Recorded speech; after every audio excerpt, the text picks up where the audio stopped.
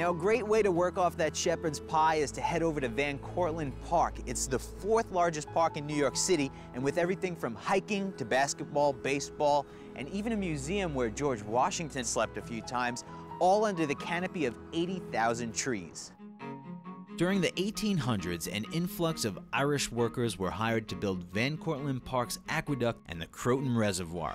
Cortlandt Park, located on Broadway and Cortlandt South, boasts over 1,100 acres of steep ridges, hills, and flat open spaces. They were created about 20,000 years ago when New York was once completely buried beneath massive glaciers of ice.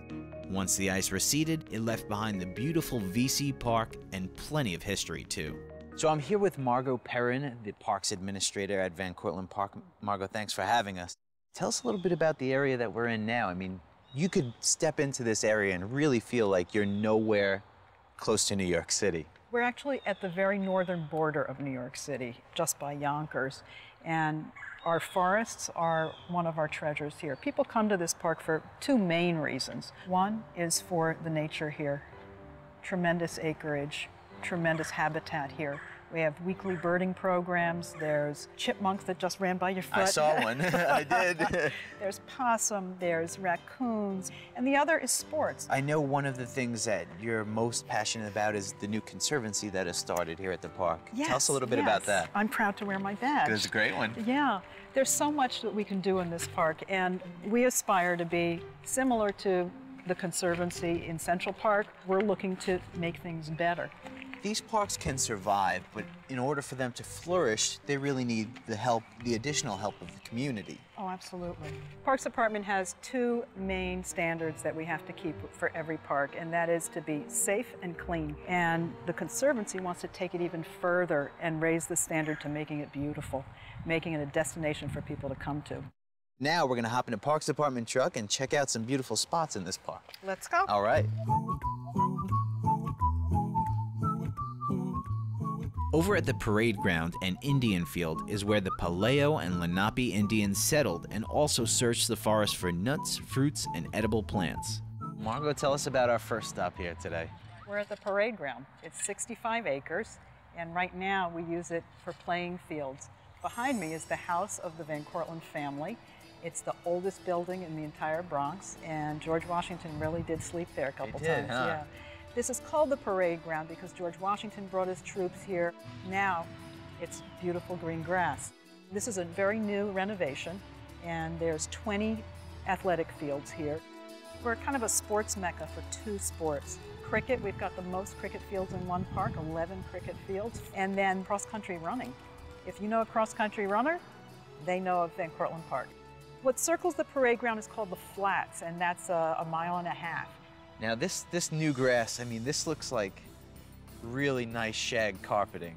To experience it fully, you have to take your shoes off. I'm fair game for anything.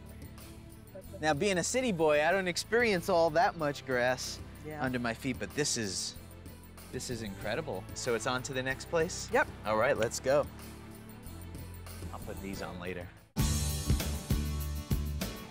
This is the formal entrance to the park. Which is, I mean, it's a beautiful sign. This almost is reminiscent of like the Willy Wonka factory or something terrific like that. I think that energizes you going into the park. We're entering someplace really exciting. Magical, right? Yes, yes. We're at the corner of Broadway and Cortlandt Park South. I want to show you the monument to the coyotes that sometimes come in the park. There are coyotes in this park. Every once in a while, yeah. Okay. Actually, they're breeding because we've seen babies. When was this statue placed here? About 13 years ago. So around here, we like to do nice landscaping, and we have the roses and also beautiful trees around. And it's just a place where people love to come and picnic and relax. On to the next spot? Yep. Thanks, Margot.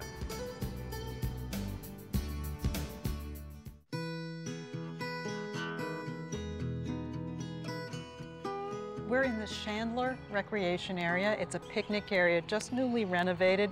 New grills, new tables. There's also these red cans, and people are supposed to put their hot coals in the red cans. There's real problems when people put their hot coals in the garbage can or on the tree roots. So I guess maybe we'll take a seat after all this long use walking one. tour, yeah.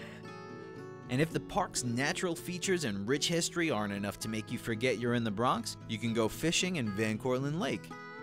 Tell us a little bit more about that lake. There is wonderful fishing there. It was created by the Van Cortlandt family way back when they had their plantation here. They dammed up Tibbetts Brook that was there, and they put a grist mill because they were growing wheat, and they needed the mill to grind the wheat. Creating that dam created the lake. Putnam Railroad used to run right through there up into Westchester. That stopped in the 50s, and since then we use it as a bicycle trail. So one of the nice things about visiting Van Cortlandt Park on a budget is you could just look into the history of things. Absolutely. The Van Cortlandt family having very deep history here, but beyond that, we have a memorial to the Stockbridge Indians. There was a big massacre here. So there's a lot of feeling of connection to the past as well as what's going on right here in the present.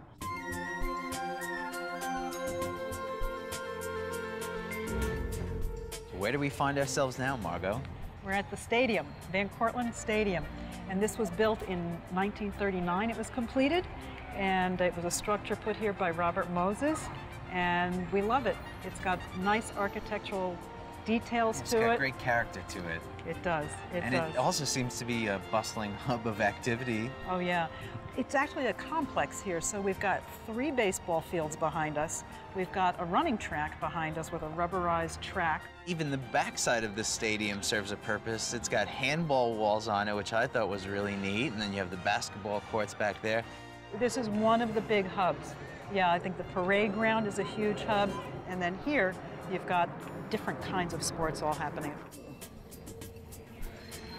For more information on Van Cortlandt Park, check out this info.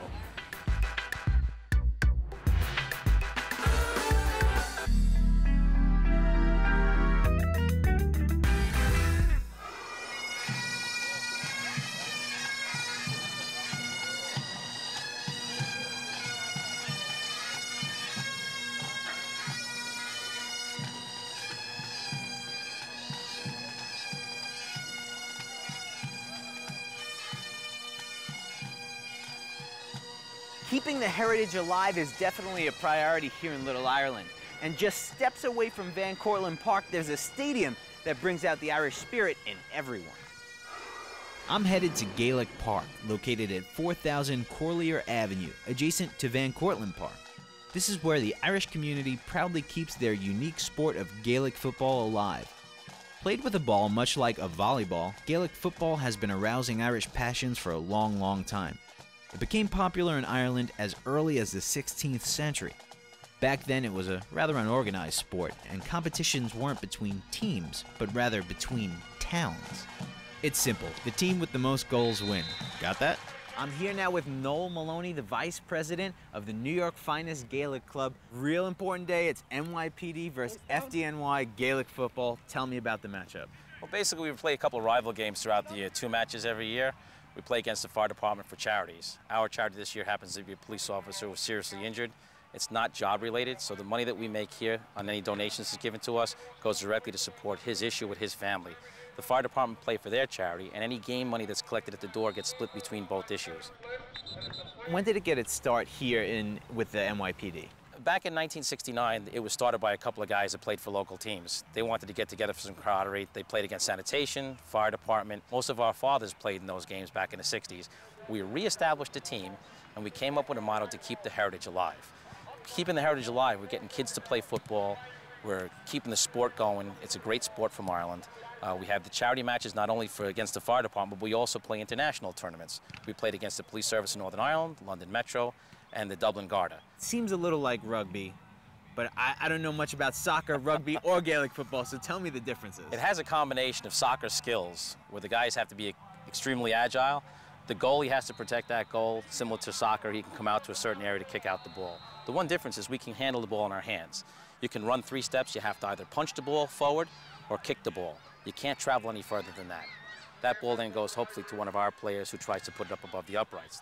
The game is basically played with the uprights over here at 1 point over the bar, 3 inside the goal. It's very action-packed, 15 players on each team. They're allowed to hit each other, not tackle each other. The hits are pretty good. The idea is the uprights is maybe a bit of an easier goal to get. Absolutely. Because there's no goalie up there. Absolutely. And it's worth more down below, 3 points. Yes. One of the issues that we have is with the wind, specifically here in Gaelic Park. So whichever way the wind goes is beneficial to the person who wins the coin toss. Obviously, if the wind gets a little worse for the other guys, kicking those uprights is going to be a lot harder. I'm here with Peter McCormick, one of the players for the NYPD Gaelic football team. You're not in all your gear, right? You're going to go put on shoulder pads and a helmet and wristbands? No, we don't wear pads, we don't wear helmets. It's just what you see, we're just going to put on a different jersey. It'll be full contact. A lot of times we have an ambulance standing by because somebody's getting inadvertently hit with a bloody lip or a broken shoulder. Tell us why games like this are so important for the club. All the Irish that came over, and certainly second generation, third generation, it's about keeping the heritage. As you listen to that music, gets the old goosebumps going. Yeah. Little Ireland here in the Bronx is such an important, vital Irish community in the city. Tell me how the Gaelic football field and plays into the area. Gaelic football is very special to the Irish. It's our way of getting out. It's our way of taking out aggression. It's a very quick game. People come out wearing their county jerseys. As tonight I'm wearing my NYPD to support that team. Everybody enjoys the match. Well, Noel, I have to put you up to it. Who's going to win tonight? The NYPD, no doubt. Absolutely. Noel, thanks for having us so much. How many miles or how far it might be? If you permit, I'll pay what we beg, and I'll show you the road to sweet Cortlandt Park.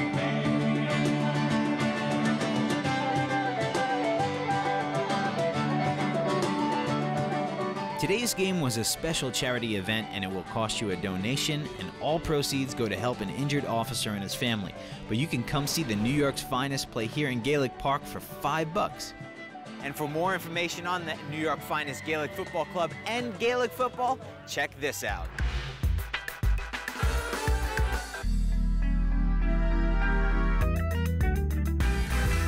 And after all the neat stuff we've done today in the Little Ireland section of the Bronx, we've managed to stay under budget. I spent $8.50 at Mary's Celtic Kitchen. Gaelic football costs $5. $5 at Woodlawn Cemetery. Every place else didn't cost us anything. So it just goes to show you, you don't need to spend tons of money to have a great time in New York City. You just need a great sense of adventure. For $9.99, I'm Dave Evans. We'll see you next time.